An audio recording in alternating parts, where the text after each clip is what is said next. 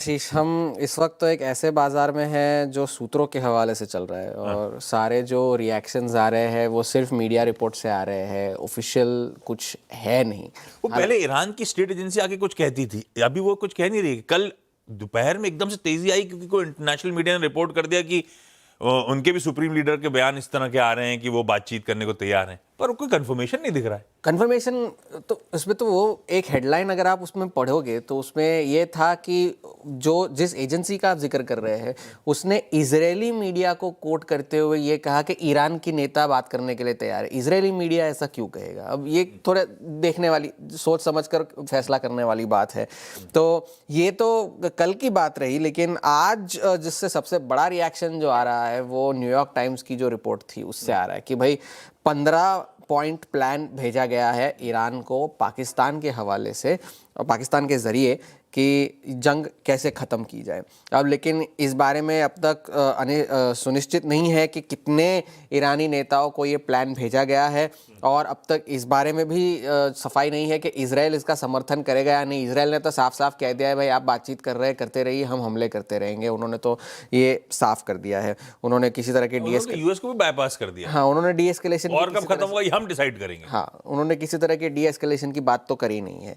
ये दूसरी बात, उसमें कुछ पॉइंट्स, कुछ शर्तें जो रखी है वो वही पुरानी ही शर्तें हैं कि आप किसी तरह का परमाणु हथियार नहीं रखेंगे, यूरेनियम एनरिचमेंट जो भी होगा वो आप देश से बाहर भेज देंगे और ये सारी शर्तों को अगर आप कंप्लाई करेंगे तो आपके ऊपर जितने भी प्राइमरी और सेकेंडरी सैंक्शंस लगाए गए हैं, जो आर्थिक पाबंदियां लगाई गई है वो सारी हटा दी जाएंगी।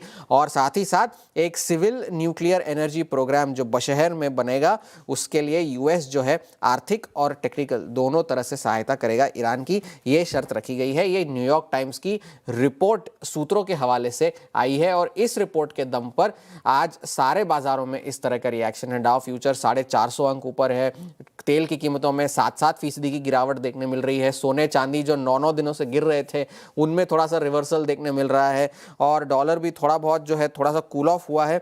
तो ये सारी इस तरह का रिएक्शन इस रिपोर्ट के दम पर चल रहा है। डोनाल्ड ट्रंप तो ये कह रहे हैं कि ईरान के साथ बातचीत चल रही है। उन्होंने कहा कि ईरान ने हमें तोहफा भेजा है गुड फेथ में।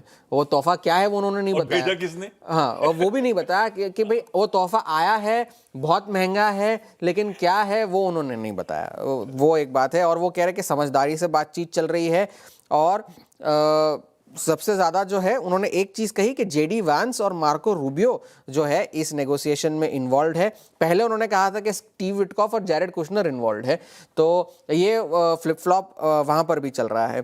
दूसरी बात ये कि कल पाकिस्तान के प्रधानमंत्री शहबाज शरीफ ने एक्स पर यह लिखा कि पाकिस्तान मध्यस्थता करने के लिए तैयार है और उसका स्क्रीनशॉट लेकर डोनाल्ड ट्रंप ने ट्रूथ सोशल पर डाल दिया। और व्हाइट हाउस से जब पूछा गया कि क्या आप इनका प्रस्ताव स्वीकार करेंगे तो उन्होंने कहा कि ये सेंसिटिव डिप्लोमेटिक चीज़ें हैं, इस पे हम इस तरह से मीडिया के जरिए जो है वो नेगोशिएट नहीं करेंगे। अब कॉन्ट्राडिक्टरी रिपोर्ट की बात करते हैं। एक तरफ ये बात है कि शांति की बात चल रही है, दूसरी तरफ वॉल स्ट्रीट जर्नल की रिपोर्ट ये कह रही है कि पेंटागन जो है लगभग 3000 सैनिक जो है पश्चिम एशिया में डिप्लॉय करने की तैयारी कर रहा है। अब ये वॉल स्ट्रीट जर्नल की रिपोर्ट 3000 सैनिक कह रही है, ब्लूमबर्ग की रिपोर्ट 2000 सैनिक कह रही है और कुछ रिपोर्ट तो 1000 कह रही है। तो 1000 से 3000 के बीच का आंकड़ा है। अब तक इस बारे में भी कोई क्लैरिटी नहीं है। व्हाइट हाउस ने तो साफ कर दिया है कि भाई जो भी इस तरह की अगर कोई घोषणा हुई तो वो डिपार्टमेंट ऑफ वॉर के जरिए होगी, हमारी तरफ से नहीं होगी। ईरान के संसद के डेप्यूटी स्पीकर ने कहा कि वो ट्रंप के साथ किसी तरह का नेगोशिएशन नहीं करेंगे। वो किसी ऐसे इंसान के साथ नेगोशिएट नहीं करना चाहते जिनका कोई ईमान धर्म नहीं है। बेसिकली वो एक बात ये थी। फार्स न्यूज़ एजेंसी को उन्होंने बात कही और उनके जो स्पीकर है उन्होंने कल एक्स पर लिखा कि हम देख रहे हैं कि तेल के बाजार में क्या चल रहा है, including the firms hired to influence oil futures, पर हम ये देखना चाहते हैं कि क्या वो इस तरह के मैनिपुलेशन को पंप्स पर असली फ्यूल में तब्दील कर सकते हैं या नहीं, क्योंकि गैसोलीन की कीमतें कुछ राज्यों में यूएस में तो $7 तक चली गई है। तो ये सारी बातें युद्ध की है।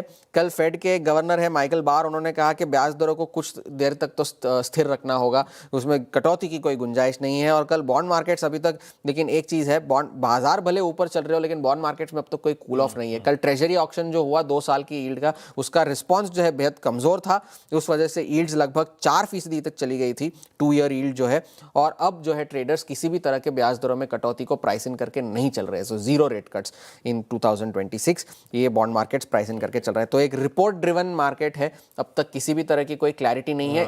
ईरान की तरफ से तो कोई क्लैरिटी नहीं है, लेकिन तेल की कीमतों में नरमी है, हमारे लिए पॉजिटिव है।